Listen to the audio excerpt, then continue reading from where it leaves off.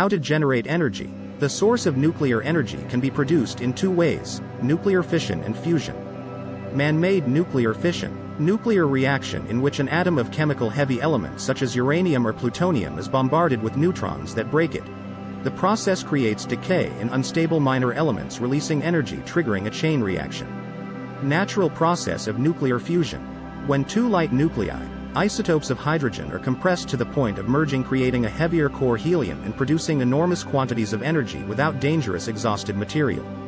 The future of the energy production of our planet will be the fusion reactors, even if at the moment they are very complex to manage. Last year, China had successfully activated its artificial sun, called EAST. It is an experimental nuclear fusion reactor to harness the energy of fusion. Now they just need to make it more sustainable to supply the clean energy on Earth. Let us know your thought on this in the comment box. For daily video updates, subscribe to Only Facts.